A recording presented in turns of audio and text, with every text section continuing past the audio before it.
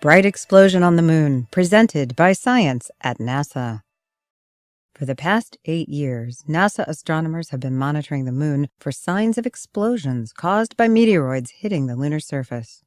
Lunar meteor showers have turned out to be more common than anyone expected, with hundreds of detectable impacts occurring every year. They've just seen the biggest explosion in the history of the program. On March 17, 2013, an object about the size of a small boulder hit the lunar surface in Mare Imbrium, says Bill Cook of NASA's Meteoroid Environment Office. It exploded in a flash nearly 10 times as bright as anything we've ever seen before.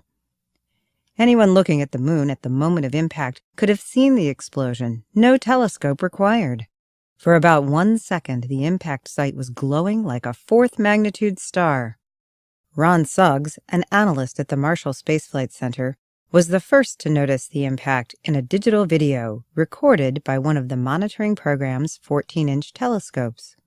"It jumped right out at me. It was so bright," he recalls.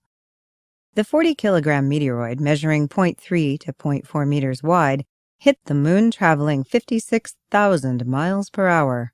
The resulting explosion packed as much punch as 5 tons of TNT. Cook believes the lunar impact might have been part of a much larger event. On the night of March 17th, NASA and University of Western Ontario all-sky cameras picked up an unusual number of deep-penetrating meteors right here on Earth, he says. These fireballs were traveling along nearly identical orbits between Earth and the asteroid belt.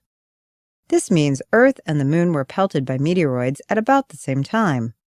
My working hypothesis is that the two events are related, and that this constitutes a short-duration cluster of material encountered by the Earth-Moon system, says Cook.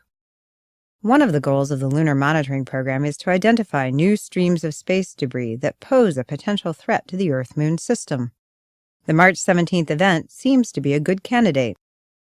Controllers of NASA's Lunar Reconnaissance Orbiter have been notified of the strike. The crater could be as wide as 20 meters, which would make it an easy target for LRO the next time the spacecraft passes over the impact site. Comparing the size of the crater to the brightness of the flash would give researchers a valuable ground truth measurement to validate lunar impact models. Unlike Earth, which has an atmosphere to protect it, the Moon is airless and exposed. Lunar meteors crash into the ground with fair frequency. Since the monitoring program began in 2005, NASA's Lunar Impact Team has detected more than 300 strikes, most orders of magnitude fainter than the March 17th event.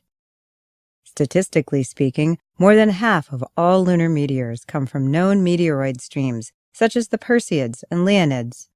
The rest are sporadic meteors, random bits of comet and asteroid debris of unknown parentage.